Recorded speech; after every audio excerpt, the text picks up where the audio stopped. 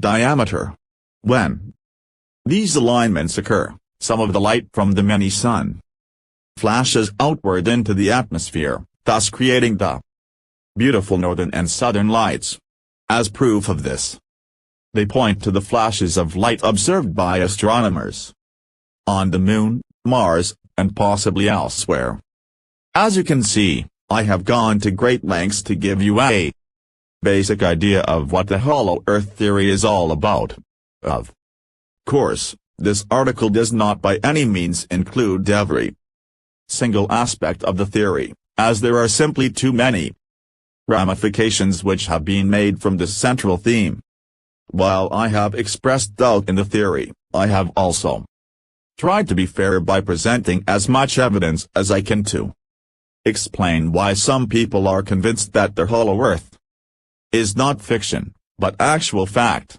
So exactly what is my personal opinion regarding this unusual theory?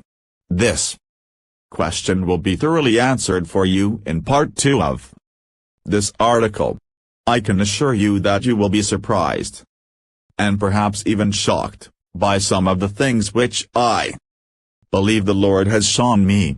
Part 2 will include such topics as Noah's flood, James Hilton's 1930s novel Lost Horizon, Arianism, Agartha and Shambhala, the King of the World, and the World Council of Churches and Ecumenism.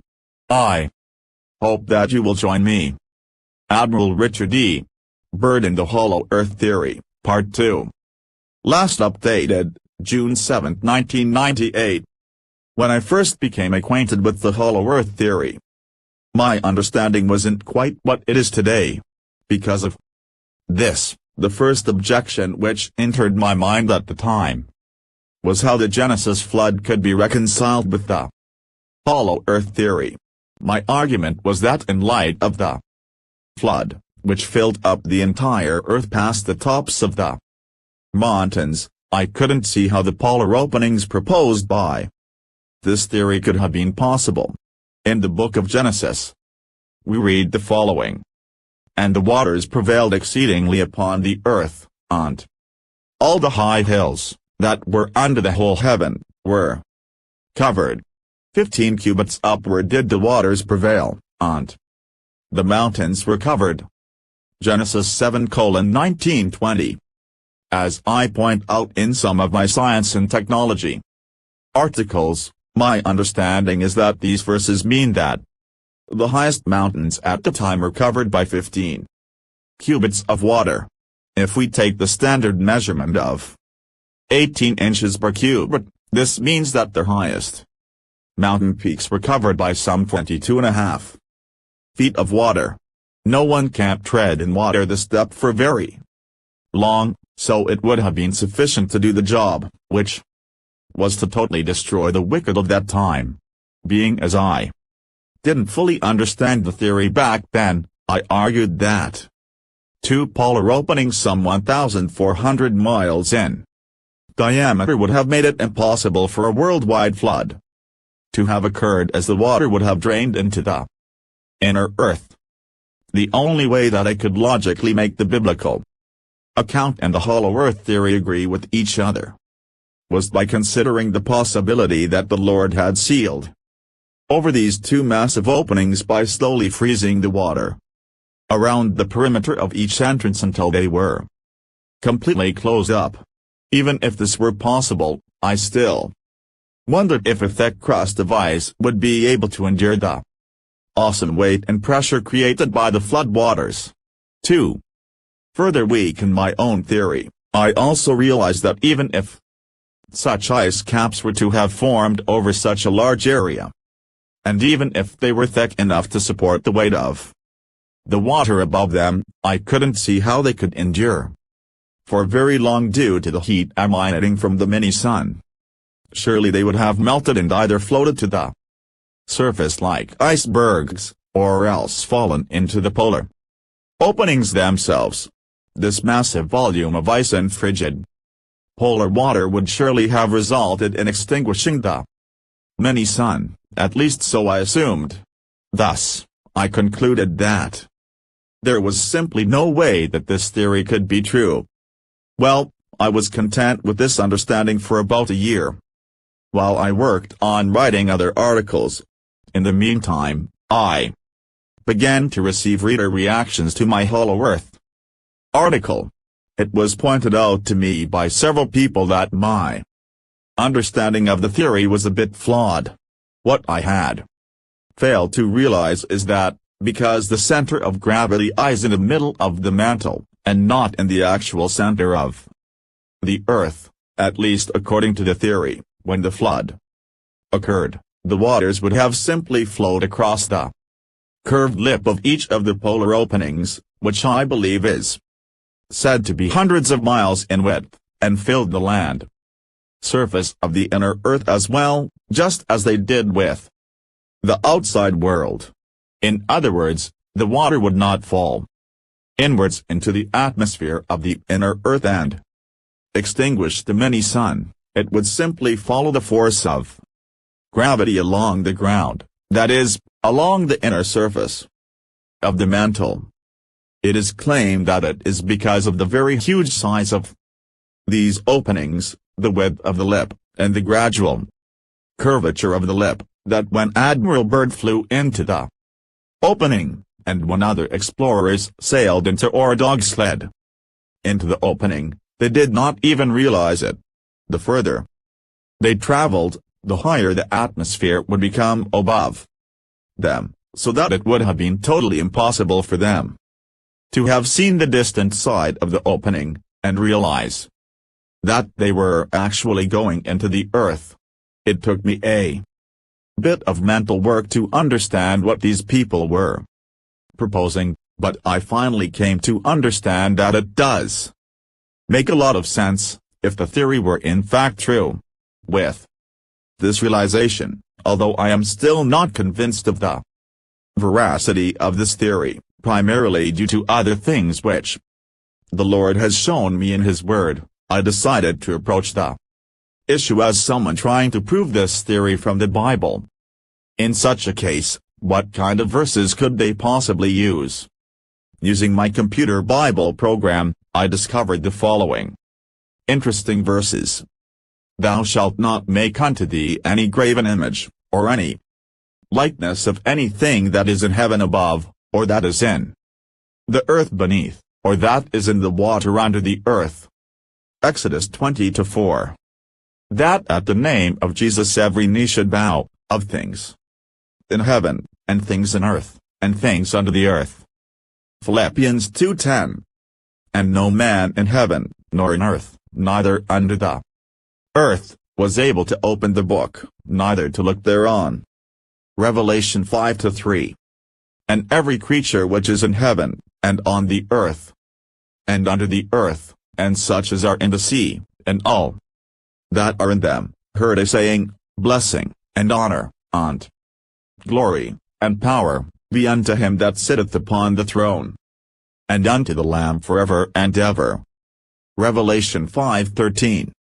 To the casual reader of the Bible who doesn't have the advantage of using Hebrew and Greek lexicons in order to understand the original meanings of some of these words, which is the case with most people, the above verses could very easily be used to erroneously state that the Bible teaches that there is water, men, and other creatures in the inner earth. In other words, the phrase under the earth could be misconstrued, either due to human error, or even intentionally by those who wish to falsely use the Bible to support the theory, to mean the inner earth, which is not what they mean whatsoever. To prove that this is so, consider the following. In this first verse from the book of Exodus, the phrase or that is in the earth beneath, or that is in the water under the earth is actually derived from eretz me'em eretz. That basically means earth, water, earth. The actual word under is not even included in the Hebrew text.